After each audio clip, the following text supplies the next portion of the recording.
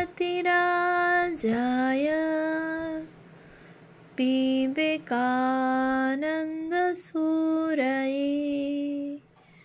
सच्चित्सुखस्वरूपाय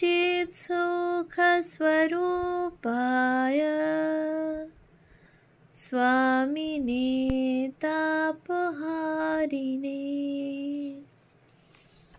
পূজনীয় শ্রী শরৎচন্দ্র চক্রবর্তী মহাশয়ের রচনা স্বামী শিষ্য সংবাদ গ্রন্থ থেকে পাঠ, পৃষ্ঠা সংখ্যা 40, সপ্তম বল্লী। স্বামীজি: ও কথা বিশ্বাস করা কি সহজ ব্যাপার? আমরা তাকে হাতে নেড়ে চেড়ে দেখলুম, তার নিজ মুখে ওই কথা বারংবার শুনলুম, 24 ঘন্টা তার সঙ্গে বসবাস করলুম, তবু আমাদেরও মধ্যে মধ্যে সন্দেহ আসে, তা অন্যে পরে কা কথা। শিষ্য: মহাশয়, ঠাকুর যে পূর্ণব্রহ্ম ভগবান, এ কথা তিনি আপনাকে নিজ মুখে কখনো বলিয়াছিলেন কি? স্বামীজি: কতবার বলেছেন, আমাদের সবাইকে বলেছেন। তিনি যখন কাশীপুরের বাগানে, যখন শরীর যায় তখন আমি তার বিছানার পাশে একদিন মনে মনে ভাবছি, এই সময় যদি বলতে পারো আমি ভগবান, তবে বিশ্বাস করব তুমি সত্য সত্যই ভগবান। তখন শরীর যাবার 2 দিন মাত্র বাকি। ঠাকুর তখন হঠাৎ আমার দিকে চেয়ে বললেন, যে রাম যে কৃষ্ণ সেই ইদানিং এ শরীরে রাম ও কৃষ্ণ, তোর বেদান্তের দিক দিয়ে নয়। আমি শুনে অবাক হয়ে রইলুম। প্রভুর শ্রীমুখে বারবার শুনেও আমাদেরই এখনো পূর্ণ বিশ্বাস হলো না। সন্দেহ নিরাশায় মন মধ্যে মধ্যে আন্দোলিত হয়, তো অপরের কথা আর কি বলবো। আমাদেরই মতো দেহবান এক ব্যক্তিকে ঈশ্বর বলে নির্দেশ করা ও বিশ্বাস করা বড়ই কঠিন ব্যাপার। সিদ্ধ ব্রহ্মজ্ঞ এসব বলে ভাবা চলে, তা যাই কেন তাকে বল না, তা যাই কেন তাকে বলো না, ভাবো না। মহাপুরুষ বলো ব্রহ্মজ্ঞ বলো, তাতে কিছু আসে যায় না। কিন্তু ঠাকুরের মতো এমন পুরুষোত্তম জগতে ইতঃপূর্বে আর কখনো আগমন করেন নাই। সংসারে ঘোর অন্ধকারে এখন এই মহাপুরুষই জ্যোতিস্তম্ভ স্বরূপ। এর আলোতেই মানুষ এখন সংসার সমুদ্রের পারে চলে যাবে। শিষ্য: মহাশয়, আমার মনে হয় কিছু না দেখিলে শুনিলে যথার্থ বিশ্বাস হয় না। শুনিয়াছি মথুরবাবু ঠাকুরের সম্বন্ধে কত কি দেখিয়াছিলেন, তাই ঠাকুরে তাঁর এত বিশ্বাস হইয়াছিল। স্বামীজি: যার বিশ্বাস হয় না তার দেখলেও বিশ্বাস হয় না, মনে করে মাথার ভুল, স্বপ্ন ইত্যাদি। দুর্যোধনও বিশ্বরূপ দেখেছিল, অর্জুনও দেখেছিল। অর্জুনের বিশ্বাস হলো, দুর্যোধন ভেলকিবাজি ভাবলে, তিনি না বুঝালে কিছু বলবার বা বুঝবার জো নাই। না দেখে না শুনে কারো 16 আনা বিশ্বাস হয়, কেউ 12 বৎসর সামনে থেকে নানা বিভূতি দেখেও সন্দেহে ডুবে থাকে। সার কথা হচ্ছে তাঁর কৃপা লেগে থাকতে হবে, তবে তাঁর কৃপা হবে। শিষ্য: কৃপার কি কোনো নিয়ম আছে মহাশয়? স্বামীজি: হাও বটে, নাও বটে। শিষ্য: কি রূপ? স্বামীজি: যারা কায় মনোবাক্যে সর্বদা পবিত্র, যাদের অনুরাগ প্রবল, যারা সৎ অসৎ বিচারবান ও ধ্যান ধারণায় রত, তাদের উপরই ভগবানের কৃপা হয়। তবে ভগবান প্রকৃতির সকল নিয়মের বাইরে, কোনো নিয়ম নীতির বশীভূত নন। ঠাকুর যেমন বলতেন, তার ছেলের স্বভাব, সেই জন্য দেখা যায় কেউ কোটি জন্ম ডেকে ডেকেও তা সাড়া পায় না। আবার যাকে আমরা পাপী তাপী নাস্তিক বলি, তার ভিতরে সহসা চিৎ প্রকাশ হয়ে যায়। তাকে ভগবান অযাচিত কৃপা করে বসেন। তার আগের জন্মের সুকৃতি ছিল এই কথা বলতে পারিস, কিন্তু এ রহস্য বোঝা কঠিন। ঠাকুর কখনো বলতেন, তার প্রতি নির্ভর করো, ঝড়ের এঁটো পাতা হয়ে যা। আবার কখনো বলতেন, তার কৃপা বাতাস তো বইছেই, তুই পাল তুলে দে না। শিষ্য: মহাশয়, এ তো মহা কঠিন কথা, কোনো যুক্তিই যে এখানে দাঁড়ায় না। স্বামীজি: যুক্তিতর্কের সীমা মায়াধিকৃত জগতে, দেশ কাল নিমিত্তের গণ্ডির মধ্যে। তিনি দেশ কালাতীত, তার লও বটে, আবার তিনি লয়ের বাইরেও বটে। প্রকৃতির যা কিছু নিয়ম তিনি করেছেন হয়েছেন, আবার সে সকলের বাইরেও রয়েছেন। তিনি যাকে কৃপা করেন সে তন্মুহূর্তে নিয়মের গণ্ডির বাইরে চলে যায়। সেজন্য কৃপার কোনো কন্ডিশন নাই, কৃপাটা হচ্ছে তাঁর খেয়াল। এই জগৎ সৃষ্টিটাই সব তাঁর খেয়াল। লোকবত্তু লীলা কৈবল্যম। যিনি খেয়াল করে এমন জগৎ করতে ভাঙতে পারেন, তিনি কি আর কৃপা করে মহাপাপীকেও মুক্তি দিতে পারেন না? তবে যে কারুকে সাধন ভজন করিয়ে নেন ও কারুকে করান না, সেটাও তাঁর খেয়াল, তাঁর ইচ্ছা। শিষ্য: মহাশয়, বুঝিতে পারিলাম না। স্বামীজি: বুঝে আর কি হবে, যতটা পারিস তাতে মন লাগিয়ে রাখ, তাহলেই এই জগৎ ভেলকি আপনা আপনি ভেঙে যাবে।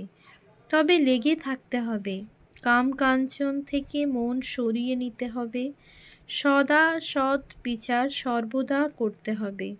আমি দেহ নই এইরূপ বিদেহ ভাবে অবস্থান করতে হবে।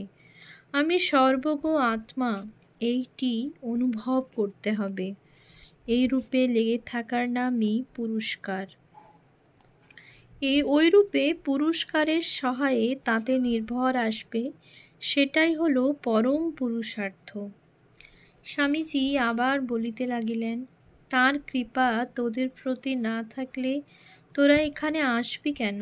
ঠাকুর বলিতেন, যাদের প্রতি ঈশ্বরের কৃপা হয়েছে তারা এখানে আসবেই আসবে, যেখানে সেখানে থাক বা যাই করুক না কেন। এখানকার কথায় এখানকার ভাবে সে অভিভূত হবেই হবে।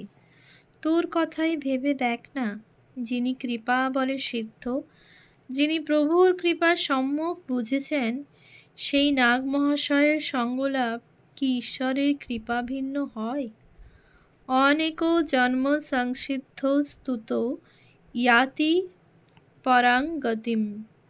জন্ম জন্মান্তরে সুকৃতি থাকলে তবে অমন মহাপুরুষের দর্শন লাভ হয়।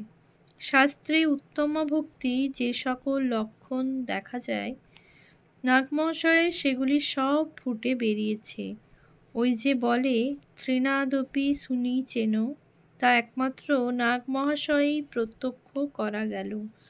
তোদের বাঙাল দেশ ধন্য, নাগমহাশয়ের পাদস্পর্শে পবিত্র হয়ে গেছে। বলিতে বলিতে স্বামীজি মহাকবি শ্রীযুক্ত গিরিশচন্দ্র ঘোষের বাড়ি বেড়াইয়া আসিতে চলিলেন। সঙ্গে স্বামী যোগানন্দ ও শিষ্য। গিরিশবাবুর বাড়ি উপস্থিত হইয়া উপবেশন করিয়া স্বামীজি বলিতে লাগিলেন, জি মনে আজকাল কেবল উঠছে এটা করি সেটা করি, তার কথা জগতে ছড়িয়ে দিই ইত্যাদি। আবার ভাবি এতে বা ভারতে আর একটা সম্প্রদায় সৃষ্টি হয়ে পড়ে, তাই অনেক সামলে চলতে হয়। কখনো ভাবি সম্প্রদায় হোক, আবার ভাবি না, তিনি কারো ভাব কদাচ নষ্ট করেননি, সমদর্শিতাই তাঁর ভাব। এই ভেবে মনের ভাব অনেক সময় চেপে চলি। তুমি কি বলো? গিরিশবাবু: আমি আর কি বলবো, তুমি তাঁর হাতের যন্ত্র, যা করাবেন তাই তোমাকে করতে হবে। আমি অত শত বুঝি না, আমি দেখছি প্রভুর শক্তি তোমায় দিয়ে কার্য করিয়ে নিচ্ছে, সাদা চোখে দেখছি। স্বামীজি: আমি দেখছি আমরা নিজের খেয়ালে কার্য করে যাচ্ছি, তবে বিপদে আপদে অভাবে দারিদ্র্যে তিনি দেখা দিয়ে ঠিক পথে চালান, গাইড করেন, ওইটি দেখতে পেয়েছি। কিন্তু প্রভুর শক্তির কিছুমাত্র ইয়ত্তা করে উঠতে পারলুম না। গিরিশবাবু: তিনি বলেছিলেন সব বুঝলে এখনই সব ফাঁকা হয়ে পড়বে, কে করবে, কারেই বা করাবে। এইরূপ কথাবার্তার পর আমেরিকার প্রসঙ্গ হইতে লাগিল। গিরিশবাবু ইচ্ছা করিয়াই যেন স্বামীজির মন প্রসঙ্গান্তরে ফিরাইয়া দিলেন। ঐরূপ করিবার কারণ জিজ্ঞাসা করায় গিরিশবাবু অন্য সময়ে আমাদিগকে বলিয়াছিলেন, ঠাকুরের শ্রীমুখে শুনেছি ঐরূপ কথা বেশি কহিতে কহিতে স্বামীজির সংসার বৈরাগ্য ও ঈশ্বর উদ্দীপনা হয়ে যদি একবার স্বস্বরূপের দর্শন হয়, তিনি যে কে একথা জানতে পারেন, তবে আর এক মুহূর্তও তাঁর দেহ থাকবে না। তাই দেখিয়াছি স্বামীজির সন্ন্যাসী গুরুভ্রাতৃগণও তিনি 24 ঘণ্টা ঠাকুরের কথাবার্তা কহিতে আরম্ভ করিলে স্বামীজিকে প্রসঙ্গান্তরে মনোনিবেশ করাইতেন। সে যাহা হোক, আমেরিকার প্রসঙ্গ করিতে করিতে স্বামীজি তাহাতেই মাতিয়া গেলেন। ও দেশের সমৃদ্ধি, স্ত্রী পুরুষের গুণাগুণ, ভোগবিলাস ইত্যাদি নানা কথা বর্ণনা করিতে লাগিলেন।